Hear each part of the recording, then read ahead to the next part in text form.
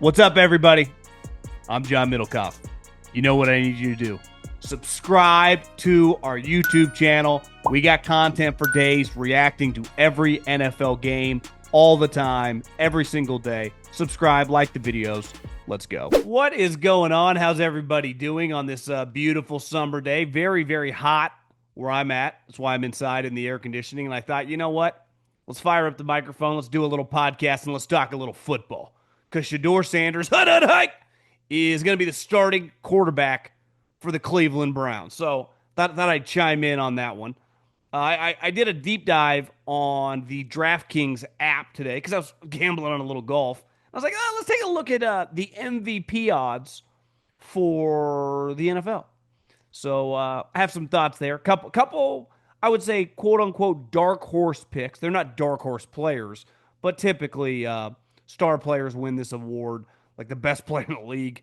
Definitely the last 20 years. A lot of Brady's, Mannings, and Mahomes, and Lamar Jacksons, and Josh Allen. So we will dive into that, and then a couple other football things before we get out of here. But before we dive in to the preseason's right around the corner, so buckle up. Everyone's going to be playing football. Even if the games are a little boring, it is kind of exciting just to turn the TV on and be like, if you're a Patriot fan, to just see the Patriots playing against, whoever they're playing against. I should know this because Mike Vrabel got into a scuffle today. Well, he didn't get into a scuffle. There was a fight going on. He jumped into the fight, and he was bleeding, which is just awesome. I'm glad to have Vrabel. I guess technically he was in the league last year for the Browns, but like legitimately in the league running a team. He's a good character. We need him a part of the operation. But before we dive into any football, I got to tell you about my friends. I got to tell you about my partners. The official ticketing app of this podcast, GameTime. Does not get any better. GameTime, best ticketing app in America. What do you want to do? You want to go to a game? Football is, right around the corner. You want to go to a football game, college or pro? We got baseball playoffs. Is your team going to be in the baseball? You live in San Diego? Well, your team's trying to make a run to win the World Series. Dodgers, the Yankees are in shambles. You name it. The Phillies. You want to go watch your team? We got concerts. We got comedy shows. Best ticketing app I've ever used. Honestly, there's zero. The gap between first and second is pretty wide. So take the guesswork out of buying tickets with GameTime. Download the GameTime app. Create an account and use the code JOHN for $20 off your first purchase. Terms apply. Again, create an account and redeem the code JOHN for $20 off. Download the GameTime app today. Last minute tickets, lowest prices guaranteed.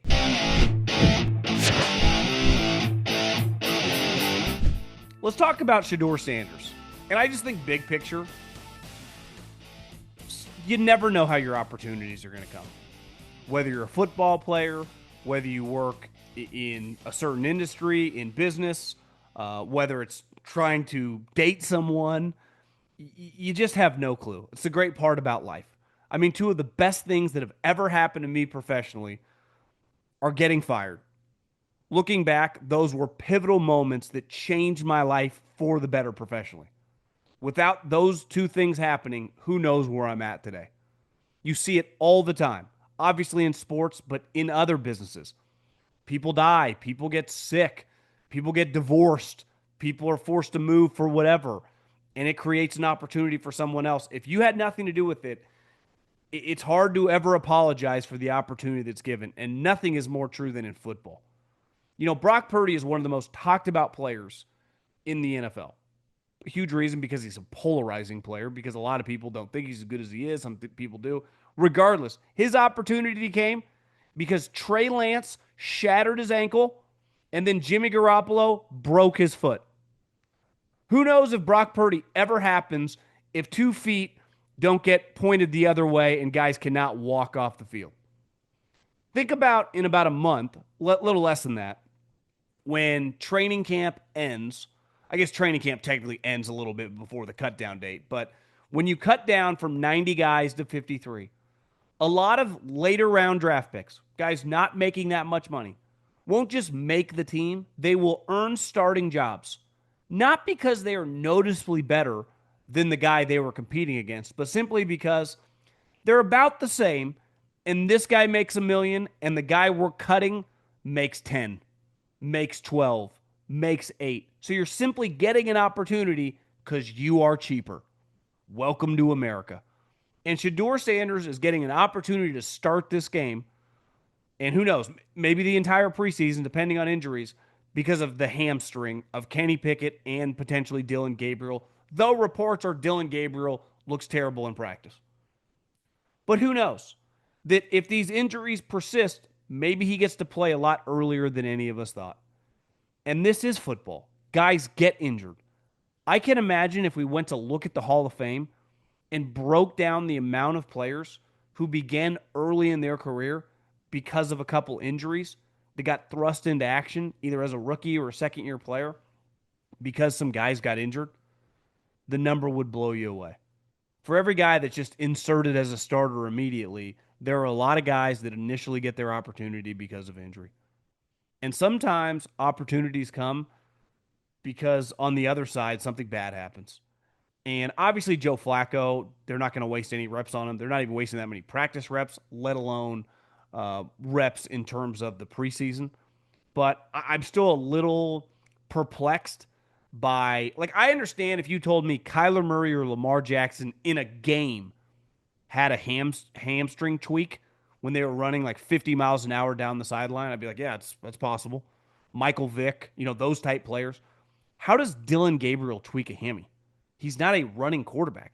Even Kenny Pickett, not a bad athlete, but like running around doing what?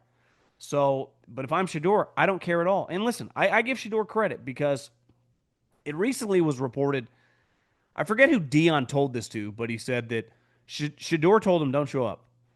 I don't want you here. The circus that you'll bring, given my status on this team, like I'd appreciate. I love you, Dad.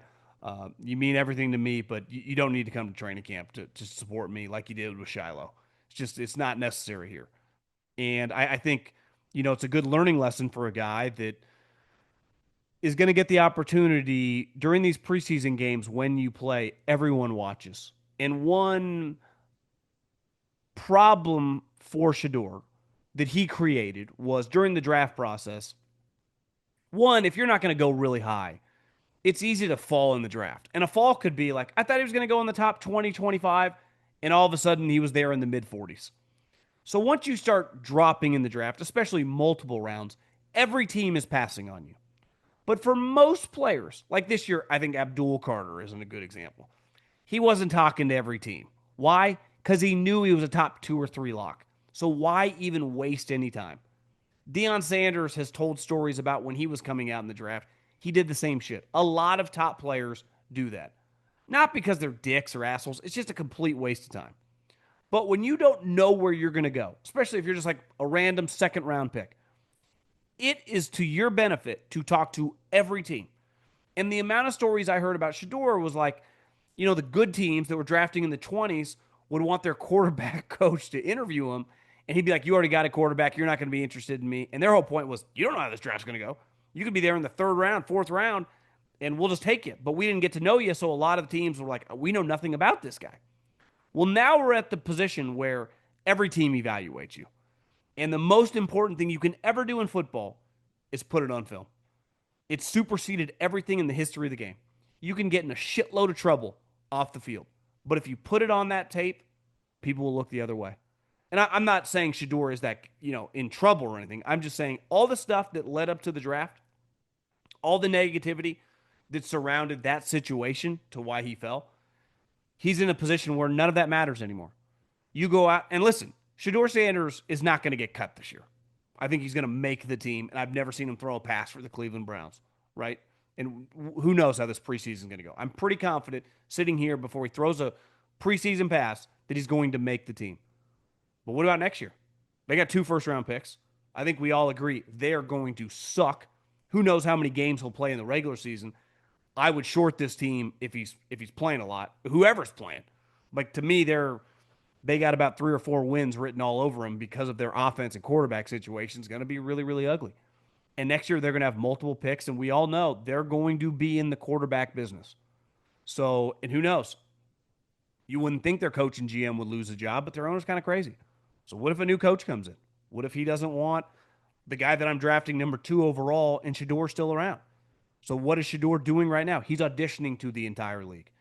And just like every player that's going to get substantial reps over these next couple weeks. So all that stuff that happened, during February, March, and April, None of it matters if you start slinging that pill around because you start setting yourself up for the future. And listen, I'm really interested to watch, and his opportunity came because somehow a bunch of quarterbacks were pulling hamstrings. Okay, you don't need to sink a 30-foot putt to score big this weekend. Just fire up the DraftKings Sportsbook and take your shot at the green, the kind with dollar signs. Whether you're a diehard golfer or just in for some Sunday drama, DraftKings has everything you need to make the round a little more exciting. Live bets, prop plays, odds boosts, and plenty more. You new to golf betting? It's really easy. You can take a guy to win outright. You can bet on guys to top 5, to top 10, to top 20. Got a couple names for you. Obviously, odds are subject to change. Tommy Fleetwood had some devastating heartache earlier in the season. Well, on this course in Memphis, you got to drive the ball straight, something Tommy does really well. You can get him at plus 2,200 to win. You get him at plus 360 to top 5 and plus 170 to top 10. Another name I like a lot. He was very good in this tournament last year. Victor Hovland. Remember, smaller fields, the playoff starting, no cuts. Victor Hovland plus 3,500 to win. I love Hovland in top 5 this weekend at plus 500. So take your swing at winning some dough this weekend. Download the DraftKings Sportsbook app and use the code JOHN. That's code JOHN. JOHN. That's my name for new customers to get a bonus of $200 in bonus bets instantly when you bet just $5. Only on DraftKings. The crown is yours. Scrolling around, it's a little app called DraftKings. And I think I'm going to get pretty aggressive with some futures. I'm going to do some division bets. I'm going to throw a couple on the MVP. Might do a couple conference winner bets. And, over-unders, I would rather just pick, are you going to make the playoffs or not than the over-unders, living and dying with every single game. But who knows? I've never dabbled in the over-unders, but we might talk about that. But the MVP is pretty simple. There's a group of 4, and there's a group of the 4 quarterbacks that we talk about all the time. Lamar Jackson, Josh Allen, which are the favorites to win the MVP. They've obviously been the last 2 guys to win this award. Their teams are literally favored to win the Super Bowl and the conference, despite none of them actually winning the Super Bowl or the conference with these 2 guys, but that's where the odds are. They're both 3-4 to 1 to win the MVP, and their teams are, I think, if I remember correctly, 6 to 1 to win the Super Bowl. That's ahead of the 2 teams who were literally in the Super Bowl last year. The Eagles have been there 2 of the last 3 years. The Chiefs have been there 5 of the last 6 years, yet somehow these 2 teams are favored. Now listen, these are 2 great players. They're Hall of Fame level players. Got no problem if you want to throw a little cash on Lamar or Josh. To me, the value, though, would be in the other 2 guys of that group. One is Mahomes, who, listen, for the most part, when you look at MVP, especially over the last 15 years, it's a lot of Aaron Rodgers, it's a lot of Tom Brady, it's a lot of Peyton Manning, a lot of Patrick Mahomes, and now Lamar Jackson and Josh Allen. So it's not a lot of random guys. It's usually the cream of the crop. Not just the best player in the league, but one of the best players of all time.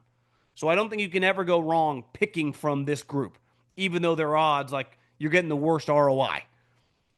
I do think with Joe Burrow, he's a good example. Unlike those other 2 guys, he's proven he can go the distance. Now, winning, in terms of making it to the Super Bowl. Now, how you do in the playoffs does not impact how you get voted on before, it is a regular season award. But I do think when you look at Joe Burrow, last year he was awesome, and he was in the discussion, and his team didn't win. I think if you want to bet on Joe Burrow, the logic has to be this.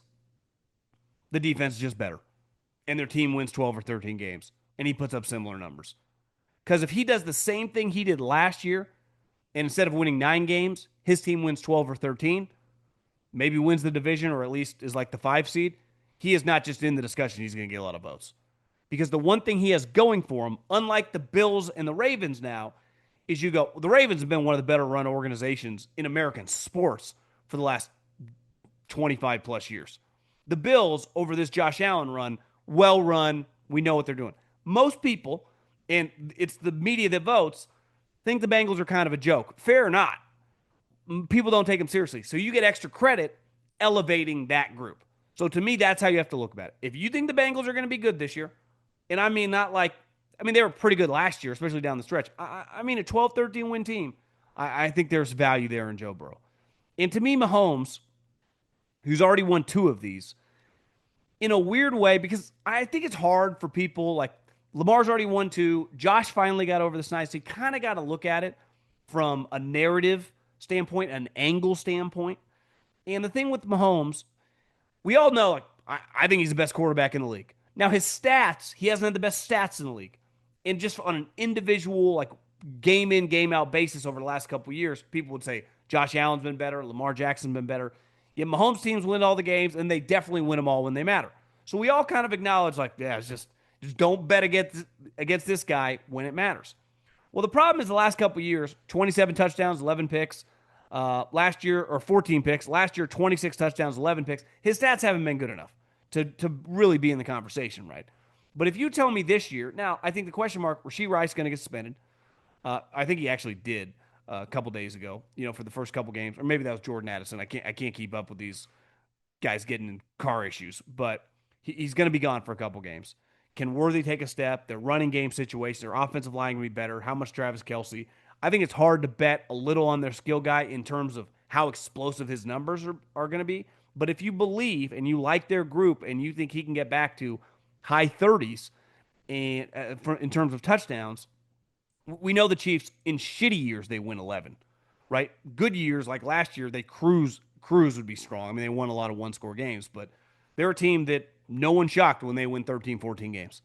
So if you have a quarterback who we all consider the best player in the league, or the most important player in the league for sure, and one of the great winners of all time, he puts up good stats on a team that wins 13, 14, he's just going to be in the conversation. Can I tell you about my friends at Mando? Here's the thing. Summer is upon us. Where I live, I think it's 110 degrees today, and I'm a sweater, and I don't like smelling. So the key with Mando and their deodorant, it has sweat control. So not only does it block the odor all day, but it controls my sweat. I don't like to just be soaked if I'm just walking outside to grab something out of my car. And here's the thing. It was created by a doctor who saw firsthand how normal BO was being misdiagnosed and mistreated. So all the products, they're baking soda free, and you can choose from a variety of fresh scents like bourbon leather, Clover Woods, Mount Fuji is the one I use, or just the go-to Pro Sport. Want to try America's #1 whole body deodorant formula right now? You can find them in Walmart, Target, and other retailers around the country. Mando Starter Pack is perfect for new customers.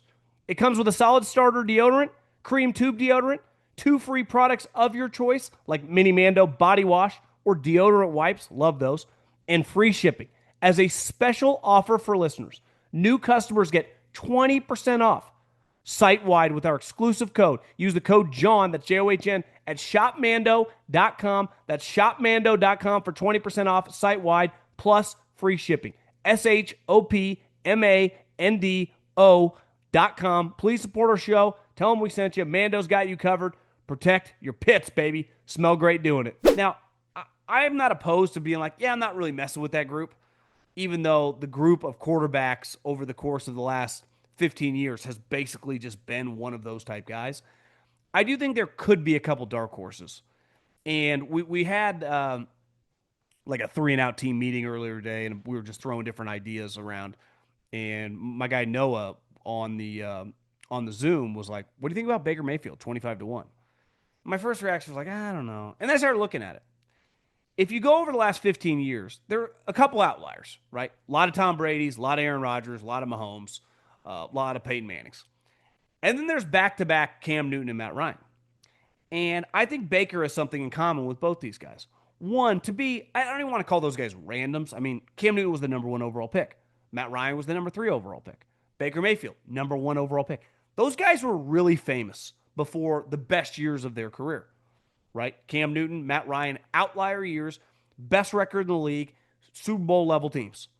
And I think if you look at the Bucs and you go, is this a team that can win 12, 13 games?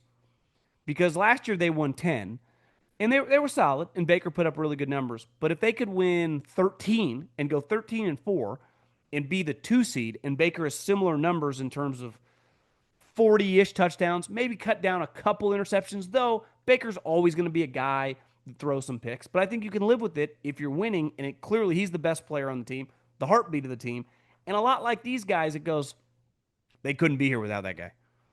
And I think there's some momentum when you're a really famous player like Baker Mayfield based on your draft status. That's what Cam Newton and that's what Matt Ryan had.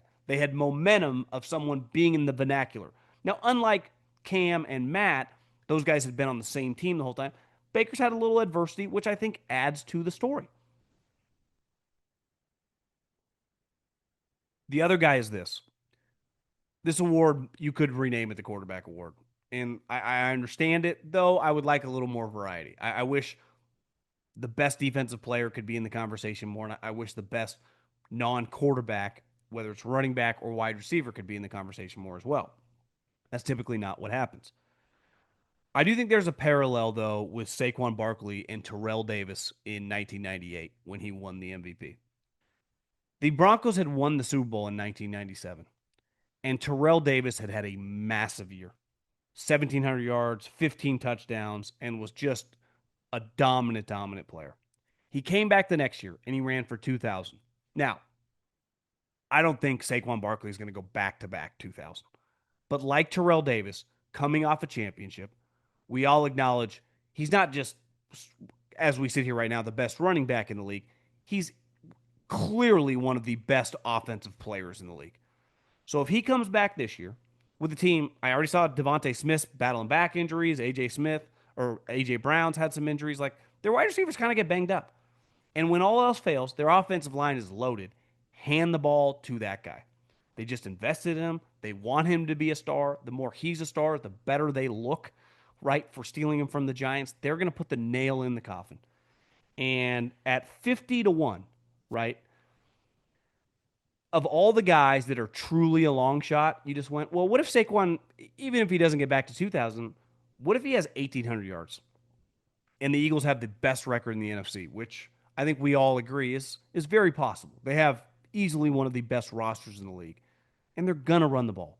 Now, the one thing is, unlike Terrell Davis in 1998, John Elway wasn't running the tush push. So the tush push is going to take away several touchdowns from Saquon. Last year, I think Saquon had, I didn't write it down, but like 13 touchdowns, rushing the ball. I think. Let me just double check on this. I don't want to screw this up because obviously Jalen had a bunch.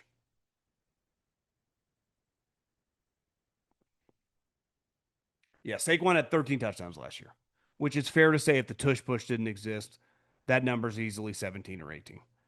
And Terrell Davis in 1998 had 21.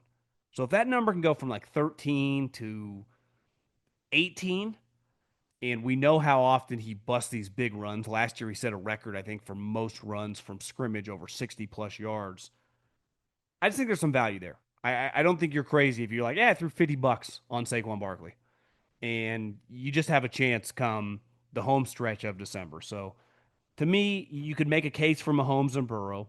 Um, but I do think there's some value in Baker at 25 to 1 and Saquon Barkley at 50 to 1. Okay, LIV Chicago this week in Bolingbrook. Your boy has never been to the Windy City.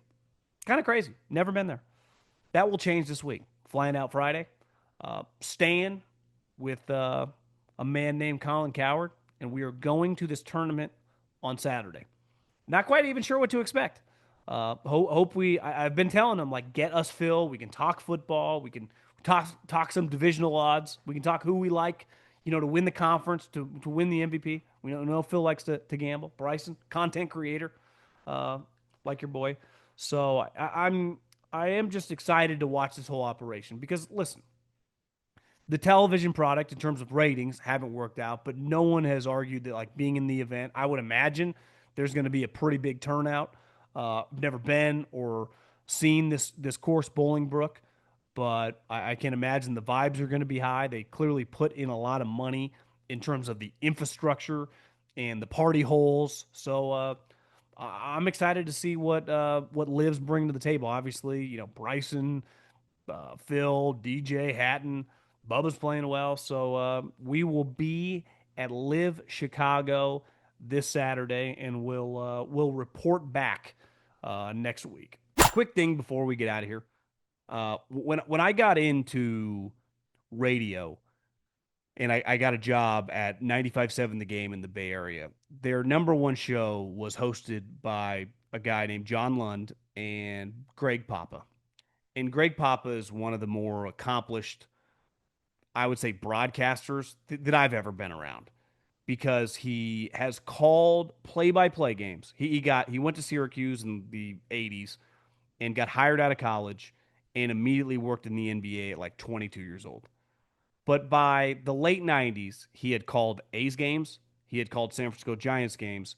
He was the broadcaster, like the voice of the Oakland Raiders for Al Davis, and he also called Warriors games on television. So, and now he's currently the 49ers play by play guy. He's had one of the most unique careers and something we will never see again. Even if you go to a market or there are several teams, you'll never have a guy that's been like, called Yankees games, called Giants games, called Knicks games, called Jets games, and I called some Mets games. Like it's just not happening anymore. But it was recently it came out, and I consider him a friend. He's someone that I've admired, that I looked up to, because his love and passion for sports are unlike anything I've ever been around. But in terms of a radio host, like Greg Papa will shut down a bar. Greg Papa will party. Greg Papa will have a good time. He is one of those personalities that when people meet, they just love him because you don't meet many people like him. And I was thinking the other day, like, I haven't met that many Greg Papas. And it was reported last week. Well, he came out with a statement that he was diagnosed with cancer. And he's the play by play guy for the 49ers. And for those of you that, I don't know how much you're paying attention to this, but typically in the preseason, unlike basketball and football, there are no local television broadcasts in football, right? So when if you're a Cowboy fan, it's the Cowboys Eagles. You don't have a local broadcaster. They're the local broadcast on the radio. So he's the radio voice of the 49ers. And he's sick and he's battling cancer. He's going to go through, chemo and everything to try to beat it. And obviously he's going through a rough time. And it really shook me up last week because I love Greg Papa. He's the fucking man. And I text him. He sounded like he's in good spirits, but he's not going to be able to do the football game. And, speaking of opportunities, one of my best friends, guy that married me and Maria in Nashville earlier this year, a guy that got me into radio uh, back in 2013 when I got out of football. And then we had a radio show for years, and then we had a podcast for a long time. Guy Haberman will fill in for Greg and do the television broadcasts for the 49ers for the next 3 weeks. And I've always said I think Guy is one of the more talented young broadcasters in all of sports. I mean, he's already done NBA games for the Warriors when they were in their heyday. He's done professional baseball games. He does now the Big Ten Network. He calls games with Yogi Roth and doing this. So, you're kind of torn because you're so excited for your boy's opportunity. He's calling NFL games on television. I mean, it's not the regular season, but it's a pretty big deal. And yet the reason he's there is because Greg's sick, who I was looking through my phone. We have pictures. Greg is one of those guys that he's probably one of the rare guys that you could put him in any situation in Northern California. And one, he'd either find his way out and they'd probably end up having a cocktail by the end of it. And, me and Guy were hanging out with him at a San Francisco Giants game. And the way, if you've ever seen Oracle Park, where the Giants, the baseball team plays, where McCovey Cove, where you hit it over, there's like that short little section, right? So if you hit it far enough, it flies over because there's not like a long stands. There's a secret bar underneath that area. It's called the Gotham Club. I never knew it existed. And this was 2000, I think, 19. We were hanging out with him. It must have been on like an August or July day. And he's like, let's go to the Gotham Club. And we walk right up. And I remember none of us have passes or anything. It's not like we're there with the media. We're just there hanging out. And we basically get up to the front, and the guy goes, "The Godfather," because that was kind of Greg's nickname in the area. And he just lets us in, and we just kind of hang there for the whole game. You can go down to like this little fence area where you can see the field from ground level. You're right there with a cocktail. It's incredible. But I used to hang out with Greg after Warriors games. He used to be the post game host during the Durant, Steph Curry kind of era. Have cocktails in the club after. I just have a lot of fun memories with Greg. He's not dead or anything, but I'm just saying. He's just a legendary human who's meant a lot to my life. It's kind of crazy how the world works coming full circle. And I know it's the same with Guy, someone he has idolized from a play-by-play standpoint, and now filling his shoes. And there aren't many people that could fill his shoes, but it's just it's just a pretty cool slash powerful moment with in this situation. So I'm excited to watch 49er preseason games, which I got to be lying, or I would be lying if I told you that before this situation, because I most of these preseason games they bore me. Like they don't. I love this. I love football. Like I can watch Shedeur Sanders, or if Caleb's playing, if I can watch certain situations, but once you get to the position where it's like Collins going on these takes about the Lions and their disorganization, I have a hard time having any judgment with anything preseason. I mean, I really do, especially once you get to like the threes playing. It's just none of these guys are going to be playing on Sunday. So, but watch the 49er game.